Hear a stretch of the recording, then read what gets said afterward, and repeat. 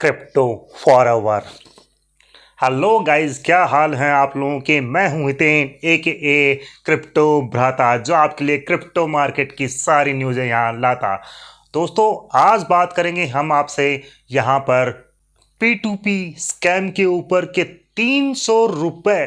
जी हाँ दोस्तों, 300 रुपये के P2P ट्रांजैक्शन पे आपका बैंक अकाउंट फ्रीज हो सकता है, जो कि एक बंदे का हुआ भी है। डिटेल में बात करेंगे उसके बारे में, और बात करेंगे एक नया कॉइन लॉन्च होने वाला है यूनी, जो कि होने वाला है IMF की तरफ से। ये भी एक बहुत ही बड़ी चीज़ है, उसके ऊपर भी डिटेल में बात करेंगे दोस्तों। और बात करेंगे यहाँ पर हम दोस्तों FOMC मीटिंग के क्या पॉइंट्स आए हैं, उसका मार्केट पे क्या सिनेरियो रहा, और बात करेंगे कि सुई जो टोकन है, कॉइन है, वो लॉन्च हो चुका है। क्या आपको बाय करना चाहिए या नहीं करना चाहिए, उसी के ऊपर बात करेंगे दोस्तों। तो चलिए वीडियो स्टार्ट कर लेते हैं। तबीयत से लाइक और शेयर सब्सक्राइब तीनों ही करके जाइएगा दोस्तों। ओह, ठहरे हुए हैं आप अभी तक भी। चलिए, अच्छी बात है, बहुत ही बढ़िया बात है। सबसे पहले बात करते हैं दोस्तों यहाँ पर हम P2P स्कैम की। तो दोस्तों, यहाँ पर न्यूज़ निकल के आ रही है कि 305 रुपये के ऊपर एक P2P स्कैम किया गया है। जी हाँ दोस्तों, 305 रुपये की ट्रांजैक्शन की गई थी, यानी कि मानिए कि $3.5 या $2.5 के लगभग एक ट्रांजैक्शन की गई थी P2P में, और उसके कारण से उस बंदे का बैंक अकाउंट फ्रीज हो गया है। तो आप यहाँ पर देख सकते हैं कि जो इंडियन साइबर सर्विसेज हैं, और इसके अलावा जो पुलिस है या बैंक हैं, वो कितने ज़्यादा अवेयर हैं या अग्रेसिव अवेयर हैं, एक्सट्रीम अवेयर हैं। यहाँ पर क्रिप्टो से रिगार्डिंग कोई भी ट्रांजैक्शन होता है तो उसको फट से वो जो बैंक है आपका फ्रीज कर देते हैं, चाहे ट्रांजैक्शन 300 रुपये का ही क्यों ना हो। अब आप सोचोगे कि 300 रुपये के लिए आप अगर ट्रांजैक्शन बैन कर रहे हैं, यहाँ पर आपका बैंक अकाउंट भी फ्रीज कर रहे हैं, तो यहाँ पर आप देख सकते हैं कि क्रिप्टो को कितना ज़्यादा सप्रेस किया जा रहा है यहाँ पर ऑफिशियल्स के द्वारा, या फिर ये मानिए साइबर सेल्स के द्वारा। तो ये बहुत बड़ी चीज़ है दोस्तों, क्योंकि बाकी और जितनी ऐप्स चल रही हैं, बहुत सारी चीज़ें चल रही हैं, लेकिन वहाँ पर आपको कुछ भी ऐसा देखने के लिए नहीं मिलेगा। लेकिन यहाँ पर क्रिप्टो स्कैम है, जो क्रिप्टो P2P के थ्रू ट्रांजेक्शन किया जाता है, उसमें 300 रुपये के ऊपर आपके बैंक अकाउंट फ्रीज कर दिए जाते हैं।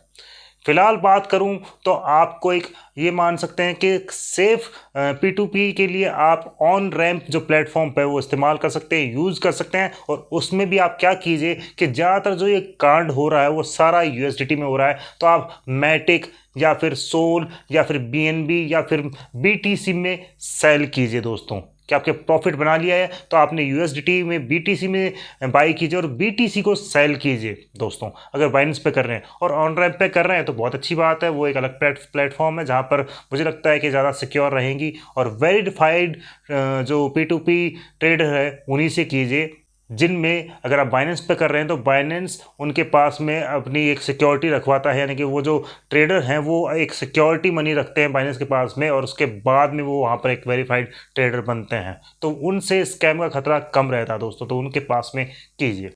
दूसरी न्यूज़ निकल के आ रही है दोस्तों, एक मार्केट में एक रूमर चल रहा है कि IMF एक कॉइन लेके आ रहा है, यूनिकॉइन, UMU कॉइन, जो कि BTC को यानी कि बिटकॉइन को compete करने के लिए लाया जा रहा है, ताकि BTC को यहाँ पर दबाया जा सके, compete किया जा सके, और इस कॉइन को जो एक CBDC कॉइन होगा उसको लॉन्च किया जा सके, पूरे वर्ल्ड में इसको ले जाया जा सके, और इसको ये मानिए कि हर जगह फैलाया जा सके। कॉइन है, आप जानते हैं, UMU, और या फिर बोले यूनिकॉइन, जिसकी बैकिंग बताई जा रही है हमारे IMF के थ्रू। लेकिन मैं यहाँ पर कहना चाहता हूँ कि ऐसी कोई भी बैकिंग IMF की नहीं है। यहाँ पर चीज़ें निकल के आ रही है दोस्तों कि इनकी जो बैकिंग है वो किसी भी तरह से IMF से नहीं है। यहाँ पर जो यूरोपियन कमीशन है, उन्होंने इस प्रोजेक्ट में फंडिंग की है। जी हाँ दोस्तों, सिर्फ और सिर्फ यहाँ पर फंडिंग की है। यहाँ पर कोई भी आप ऐसा प्रोजेक्ट लेके आते हैं जो यूरोपियन कमीशन को अच्छा लगता है, तो वो फंडिंग करते हैं। तो सिर्फ यहाँ पर फंडिंग की है, वहाँ से इस कॉइन का उनसे कुछ भी लेना देना नहीं है। एक थर्ड पार्टी प्रोजेक्ट है जिसमें एक बंदा है जिन्होंने ये कॉइन बनाया है बाकायदा, और यहाँ पर वो 100% इनकी जो सप्लाई है, जो कि 100 मिलियन कॉइन्स की बता रहे हैं, वो खुद ओन करते हैं दोस्तों।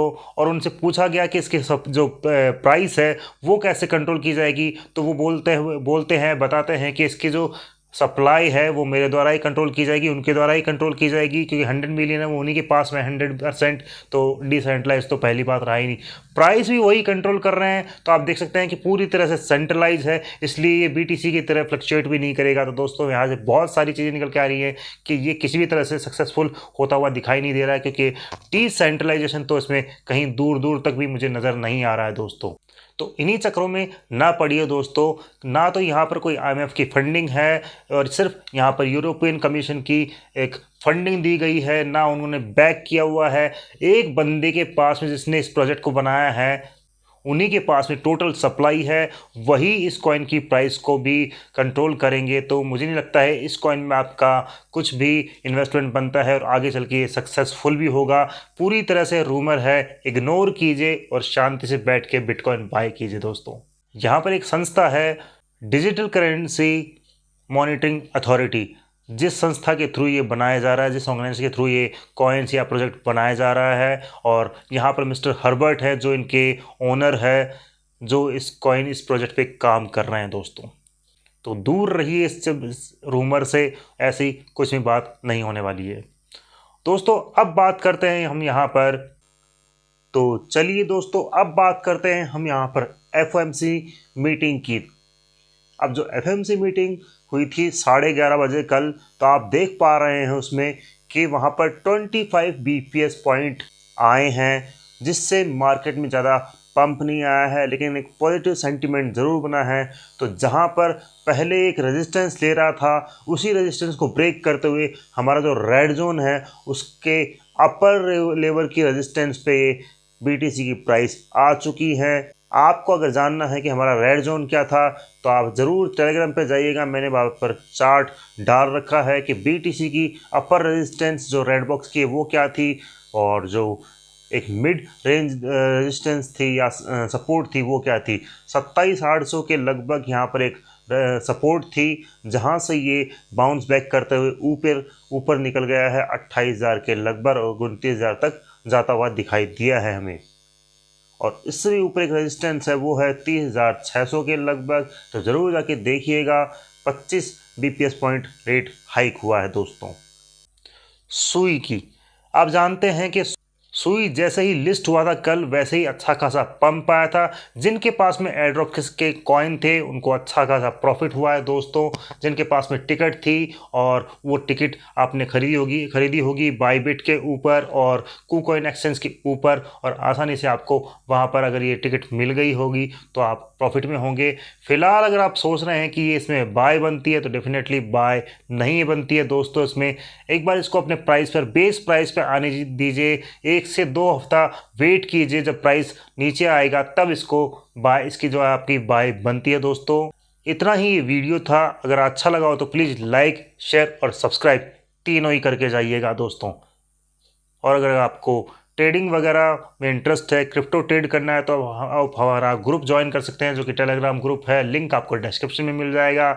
और अगर आपको ट्रेडिंग सीखनी है तो आप हमारा इंस्टाग्राम पेज ज्वाइन कर सकते हैं, जो जिसका भी लिंक आपको डिस्क्रिप्शन में मिल जाएगा दोस्तों। और अगर आपको फिर भी टेक्निकल एनालिसिस सारे सब कुछ चीज़ सीखना है, मेंटरशिप चाहिए, तो प्लीज़ DM कीजिएगा, या तो इंस्टाग्राम पे या टेलीग्राम पे। हम ऑनलाइन सेशन भी कंडक्ट करते हैं दोस्तों। तो थैंक यू। Crypto forever.